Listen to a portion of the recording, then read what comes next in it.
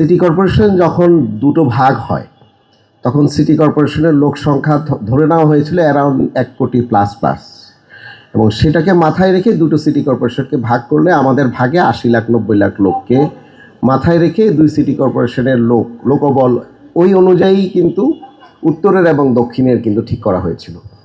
এর মাঝখানে অনেক লোকজন রিটায়ারমেন্টে চলে গিয়েছেন, মারা গেছেন, আপনার ডেপুটেশনে ছিলেন, চলে গিয়েছেন, এবং প্যারালালি দক্ষিণটাও বড় হয়েছে কারণ অনেক জায়গা বড় হয়েছে, উত্তরটাও বড় হয়েছে। 18টি ওয়ার্ড উত্তর এসছে, দক্ষিণে কেরানীগঞ্জ নতুন করে যুক্ত হলো, ডেমরা অন্য জায়গায় যুক্ত হলো। এবং শুধু এলাকা যে বেড়েছে তা না, এলাকার সাথে সাথে সার্ভিসগুলো বেড়েছে। দেখেন বর্জ্য ব্যবস্থাপনা অনেক বড় হয়েছে, একটা লোকও নতুন করে আমরা দুপক্ষ কিন্তু নিতে পারিনি। Waste management, electricity, street light থেকে শুরু করে ইঞ্জিনিয়ারিং থেকে শুরু করে সব ধরনের সার্ভিস বাড়তে বাড়তে ঢাকা এখন পৃথিবীর দ্বিতীয় বৃহত্তম নগরী। 3.5 কোটি মানুষ, যেখানে 80-1.5 কোটি, সেটা গিয়ে দাঁড়ালো এখন 3.5 কোটি মানুষকে আমি এবং মোহাম্মদ ভাই, আমরা আমাদের মন্ত্রণালয়ের আমাদের সচিব মহোদয় আছেন, তার আন্ডারে আমরা এটা আসলে সার্ভিস দিতে চেষ্টা করি। তো মানুষ যখন থাকে না সার্ভিস দেওয়ার মতো, তখন অভিযোগগুলো যখন আমাদের কাছে আসে, আমরা এটা একটা বড় চ্যালেঞ্জ, আমরা এটাকে কীভাবে মিনিমাইজ করব। এবং এটার একটা বড় জায়গা হচ্ছে ট্রাফিক ম্যানেজমেন্ট। আপনি দেখবেন এই ঢাকা শহরে এই যে ট্রাফিক নিয়ে আমরা যখন কথা বলি, এখন এত লোক বেড়েছে এবং এই লোককে সার্ভিস দেওয়ার জন্য বাহন অনেক বেড়েছে একই সাথে সাথে, এবং এই লোকগুলোকে সার্ভিস দেওয়ার জন্য বাজার বেড়েছে, ইনফর্মাল ইকোনমি বৃদ্ধি পেয়েছে, এবং এই পুরো শহরের 40%-এর বেশি লোকজন ইনফর্মাল সেটেলমেন্টে বসবাস করে, কাঁচাবাড়ি, সেমি পাকা ঘরে বসবাস করে, এবং ওদের থেকে আমরা ট্যাক্সও পাই না। এটা হচ্ছে একটা বড় বিষয়। আবার সার্ভিসটাও দিতে হয়, বর্জ্য ব্যবস্থাপনাও দিতে হয়, এর সাথে ইনফ্রাস্ট্রাকচার তৈরি করতে হয়। ইন বিটুইন আপনারা এই ইন্টারিম গভর্নমেন্টের সময়, আমরা যেহেতু ইন্টারিম গভর্নমেন্টের একটা বড় চ্যালেঞ্জ অ্যাডমিনিস্ট্রেশনের সাথে কাজ করার ক্ষেত্রে, সেটা হচ্ছে ঢাকা আলটিমেটলি তো লার্জেস্ট মেগা সিটি হবে 2030-এর মধ্যেই। এখন পৃথিবীতে 1 নম্বর, পরে এটা 2 নম্বর, পরে 1 নম্বর দিকে যাবে। এবং এই মুহূর্তে ঢাকাকে আপনি যদি অ্যাড্রেস করতে হয়, তাহলে ঢাকার দুটো জিনিসকে অ্যাড্রেস করতে হবে। একটা হচ্ছে যে ডেফিনেটলি এটা স্ট্রং অর্ডার, ল অ্যান্ড অর্ডারটাকে স্ট্রং ল অ্যান্ড অর্ডার তৈরি করতে হবে। 2 হচ্ছে ইনফ্রাস্ট্রাকচারের ক্ষেত্রে মিনিমাম কিছু তো করতেই হবে। এবং সেই ক্ষেত্রে আপনারা দেখেছেন যে আমাদের যে উপদেষ্টা মহোদয় আছেন এবং যারা আছেন, এরা মিলে চিন্তা করেছেন যে প্রথমেই ঢাকার ট্রাফিক নিয়ে কথা বললে প্রথম কী জিনিস নাই, সেটা হচ্ছে যে ট্রাফিক বাতিই ছিল না। এই 5ই আগস্টের আগে আসলে ট্রাফিক সিস্টেমটাই তো ছিল না, কোনো বাতি ছিল না, রোড মার্কিং ছিল না, বাসটা কোথায় থামবে, কি করবে না করবে, কোন জায়গায় থামবে না, এই কোনো কিছুই কিন্তু গত 13 বছরে এত ডেভেলপমেন্টের গল্প আমরা শুনেছি, কিন্তু এই বেসিক কাজগুলো হয়ে যাওয়া উচিত ছিল। এবং সেটা আমরা 2 সিটি কর্পোরেশন, মঈন স্যার এবং হাফিজ স্যার আছেন, এবং আমাদের ফজল করিম স্যাররা ছিলেন, ওনার তত্ত্বাবধানে আমরা সকল ডিপার্টমেন্ট মিলে 2 সিটি কর্পোরেশন আমরা কিন্তু ঢাকায় বড় যে করিডোরটা আছে হাইকোর্ট থেকে শুরু করে এয়ারপোর্ট পর্যন্ত, সেখানে আমরা নতুন ট্রাফিক লাইট সিস্টেম চালু করেছি, আপনারা দেখেছেন।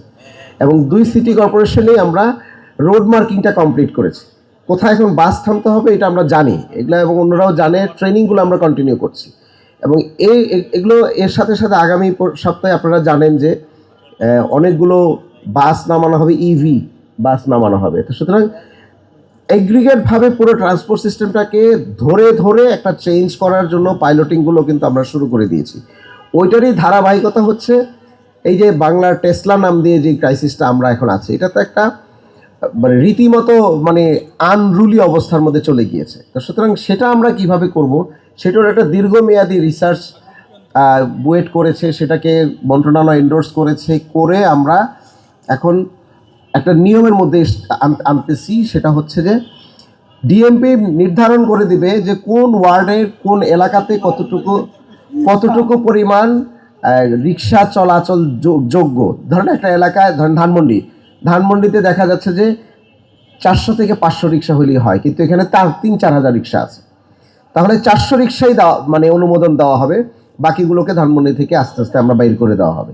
এবং এই অনুমোদনটার ক্ষেত্রে দুটো প্রশ্ন, এই অনুমোদনের দুটো প্রশ্ন। একটা হচ্ছে যে কিছু জায়গা যারা অলরেডি রিক্সা চালান তাদের পেটে যেন লাথি না মারা হয়, সুতরাং গ্লোবালি আমরা যেটাকে বলি জাস্ট ট্রানজিশন, একটা শহরের পরিবর্তনের সাথে সাথে ক্লাইমেট, এনভায়রনমেন্ট এবং হচ্ছে মানুষের জাস্টিস, এই তিনটাকে এনশিওর করে যে ট্রানজিশনটা করা লাগবে সেটা মাথায় রেখে যারা রিক্সা অলরেডি চালান তাদেরকে 1 বছরের সময় দিয়ে একটা সাময়িক অনুমতি আমরা দিচ্ছি, যেটা এখন যে পাইলটিংটা হবে দক্ষিণে, সেই দক্ষিণের মতিঝিল অঞ্চলে আমরা রেগুলার রিক্সাগুলো চালাবো, আর ধানমন্ডি অঞ্চলে এটা হচ্ছে যে ব্যাটারি বুয়েটের নির্ধারিত যে প্রোডাক্টটা আছে সেই প্রোডাক্ট চালানো হবে। এবং সেখানে মাথায় রাখতে হবে এখানে যেন কোনো ধরনের অনিয়ম এবং কোনো ধরনের মনোপলি ব্যবসা যেন না হয়, ব্যবসায়ীদের হাতে যেন আমরা এবার এটা যেন না তুলে দিতে পারি। সুতরাং একদিকে মার্কেট মেকানিজমটাকে যতটুকু কম্পিটিটিভ করা যায় সেটা আমরা যেরকম মাথায় রাখছি, একইভাবে মেইন রোডে যেন রিক্সা না চলে যায় সেটাও আমরা মাথায় রাখছি। এবং এটা গ্র্যাজুয়ালি দেখবেন যে হয়তো এখন শুরু হয়েছে গতকাল থেকেই, আমরা যদি মনে করি এটা সাকসেস কি তাহলে এটা আবার ভুল হবে, কিন্তু আমরা প্রতিদিন গ্র্যাজুয়ালি আস্তে আস্তে এলাকাতে আমরা কর্ডন করে ডিএমপি বৈধ রিক্সাগুলোকে এখানে চলাচল সুযোগ করে দেবে এবং অবৈধ রিক্সাগুলোকে বের করে দেবে। এরপরে এটা সাকসেসফুল হলে অন্য আরেকটা জোনে এটা এক্সপ্যানশন করা হবে, তারপরে একটা সাকসেসফুল হলে পুরো ঢাকা শহরব্যাপী আমরা সেটা করব। এখন প্রশ্ন হচ্ছে যে যারা এই যে হঠাৎ করে ঢাকায় ঢুকলেন তাদেরও তো রুটি রুজির বিষয় আছে। এই রুটি রুজির বিষয়ের ক্ষেত্রে সরকার সিদ্ধান্ত নিয়েছে পিকেএসএফকে এখানে অনবোর্ড করার জন্য। আমরা পিকেএসএফকে অনবোর্ড করেছি। কেউ যদি অন্য ব্যবসায় চলে যেতে চান কিংবা অন্য ধরনের অল্টারনেট কর্মসংস্থানের দিকে যেতে চান সেটার ব্যবস্থাও সরকারের পক্ষ থেকে এগুলো করা হবে। যারা রিক্সা কিনতে চাচ্ছেন নতুন রিক্সা, সেখানে কীভাবে স্বল্প হারে ঋণ দেওয়া যায়, এনজিওগুলোকে ইনভলভ করা যায়, সেগুলো আমরা ভাবছি এবং এগুলো আর্টিকুলেট করেছি। তো সুতরাং অনেকে অধৈর্য হয়েছেন যে এটা অনেক আগে একটা আমরা ঘোষণা দিয়েছি, কেন এটা দেরি হচ্ছে। একটা সমাধান যখন রাষ্ট্র থেকে দেওয়া হয়, আমরা এই পাইলটিংটাই যতটুকু করি সেটা একদম ইনসাফ ভিত্তিক কম্প্রিহেন্সিভ না হলে তাহলে এটা আসলে এটা বিতর্ক তৈরি হতে পারে।